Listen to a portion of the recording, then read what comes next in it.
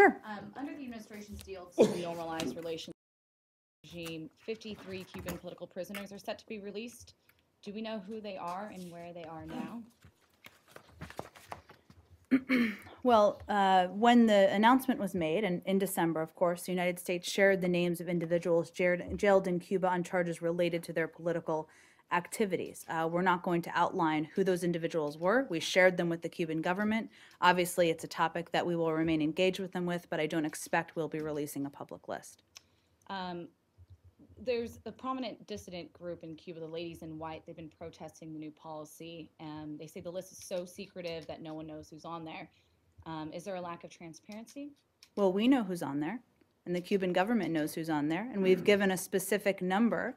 Obviously, there are a range of steps that both sides will need to continue to work together to take over the coming weeks. One of the reasons why we felt so strongly about changing our policy is that the old policy was not just broken on economic front, but it was making it impossible for civil society and people to operate and kind of live and communicate in Cuba. So there's a range of benefits, not just the release of the prisoners, which obviously we see as something that's positive and we'll continue to discuss and press, but there are other steps that will help, I think, groups like you mentioned, and we think it will take some time, but over the coming months. John, are you saying that you cannot confirm if Cuba has actually released a single one of these 53? I don't have anything to confirm for you publicly, no. Well, hold on a second. Can we, I mean, is it, what's happening? Are they out? Are they not out? Have some of them gotten out and others are, we're not asking for, I'm not asking for names. It'd be nice to have them, but where are they? I don't have any more updates to provide for you, Matt. So you don't know, or you cannot tell us. It's not that I don't know. I don't have any updates to provide for you. I don't, okay. So you do know. So you know that they have not been released. Is that what you're saying? That's not what I'm saying. I will see if there's anything more publicly we can share. If you're going to come out and announce that the Cubans have agreed to 353, then you should be able to say whether or not you know that the 53 have actually been released or not. It's always easier for me when we can provide more details publicly, as you know, but I will see if there's more we can provide. Do you know if there has been a date yet set for the migration / beginning of normalization talks that Assistant Secretary Jacobson is going to go to Havana for?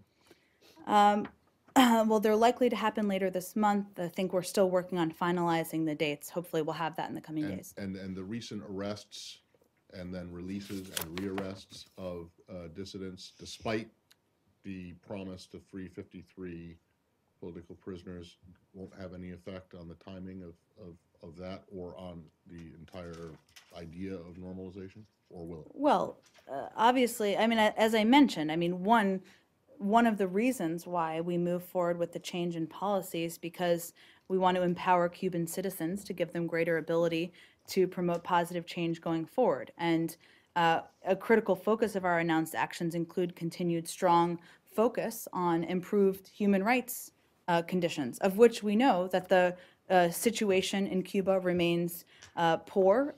There are limits on fundamental freedoms. There are including freedoms of expression, association, and peaceful assembly. This will certainly be part of our ongoing dialogue. Right. But no, it hasn't impacted the timing of the next round of discussions, no.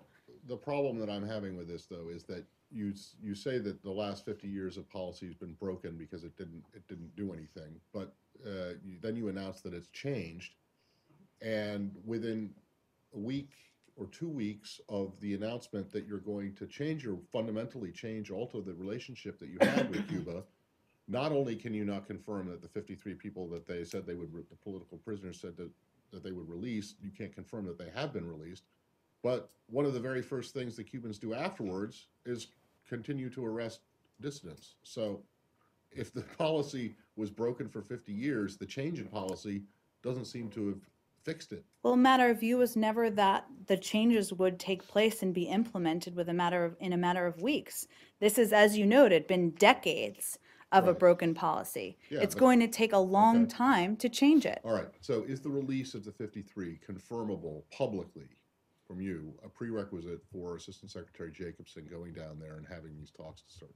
normalization? A prerequisite? No, this is, So the Cubans these don't are have to actually migrate, do anything? Matt, no, this is something they've agreed to. I would point updates on the number of people or if people have been released.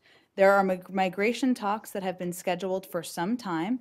Obviously, this is a different, a unique, or not unique, but a different set of circumstances given the announcements in December. Well, I'm sure that these prisoners would like to migrate out of their jail cells, right?